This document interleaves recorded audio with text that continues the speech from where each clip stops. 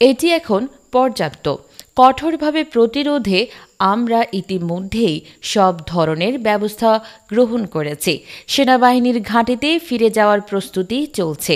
আগামী বছরের জুন মাসের মধ্যেই জাতীয় নির্বাচন অনুষ্ঠিত হবে, এমনটাই প্রত্যাশিত।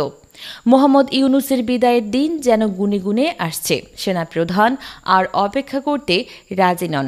তিনি স্পষ্ট করে দিয়েছেন, ইউনূসকে ক্ষমতা থেকে সরাতে সম্ভাব্য সব পদক্ষেপ বিবেচনায় আনা হয়েছে।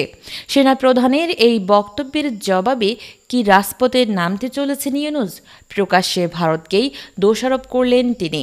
সেনাবাহিনীর চাপ বেড়েই চলেছে, এমন উত্তেজক শিরোনামে সাধারণ মানুষের মনে সহজেই বিভ্রান্তি তৈরি হতে পারে। মনে হতে পারে বাংলাদেশ আজও এক রক্তক্ষয়ী সংঘর্ষের পথে। সরকার ও সেনাবাহিনীর মধ্যে মতবিরোধ ক্রমেই তীব্র হচ্ছে, এমনটাই তুলে ধরছে মোহাম্মদ ইউনূসের নেতৃত্বাধীন অস্থায়ী সরকারের বিরুদ্ধে ভারতের কিছু গণমাধ্যম। এই পরিস্থিতিতে সরকার যেন এক পতনের দ্বার প্রান্তে। তবে সত্যিই কি তাই, নাকি এসবও একটি সাজানো প্রোপাগান্ডার অংশ, যার উদ্দেশ্য বাংলাদেশের ভাবমূর্তি ক্ষুণ্ণ করা এবং অভ্যন্তরীণ অস্থিরতা উস্কে দেওয়া? ভারতীয় মিডিয়ার পক্ষ থেকে বাংলাদেশের বিরুদ্ধে এ ধরনের ভিত্তিহীন প্রচার নতুন কিছু নয়, বরং এটি একটি দীর্ঘদিনের প্রবণতা।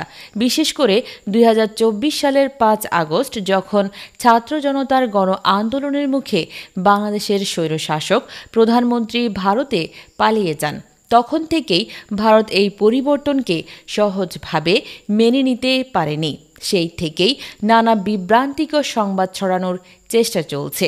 সম্প্রতি বাংলাদেশ সেনাবাহিনীর অফিসিয়াল ফেসবুক পেজে ভারতীয় মিডিয়ায় প্রকাশিত কিছু ভুয়া শিরোনামের স্ক্রিনশট পোস্ট করে তার উপর ফেক নিউজ ছাপ দিয়ে জানানো হয়েছে এসব সংবাদ মিথ্যা এবং ভিত্তিহীন।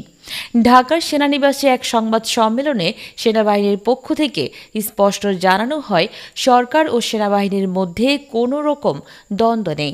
তারা একে অপরের সঙ্গে সমন্বিতভাবে কাজ করছে। বাইরের প্রচারে যেভাবে বিষয়গুলো উপস্থাপন করা হচ্ছে তা বাস্তবতার সম্পূর্ণ বিপরীত। সরকার ও সেনাবাহিনী পরস্পরের সহযোগিতায় দেশের স্বার্থে কাজ করে যাচ্ছে।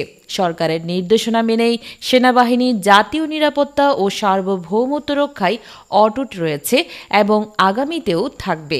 মিয়ানমার সীমান্তে চলমান পরিস্থিতি, মানবিক করিডোর, পুশিন ইস্যু এবং সাম্প্রতিক সোশ্যাল মিডিয়ার গুজব নিয়েও বিস্তারিত ব্যাখ্যা প্রদান করা হয়। সেনাবাহিনী সরকার বিরোধী কোনো অবস্থানে নেই, বরং তারা ঐক্যবদ্ধভাবে কাজ করছে দেশের স্থিতিশীলতা বজায় রাখতে।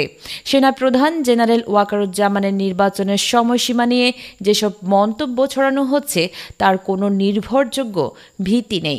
এসব শুধুই সোশ্যাল মিডিয়ায় চালানো গুজব।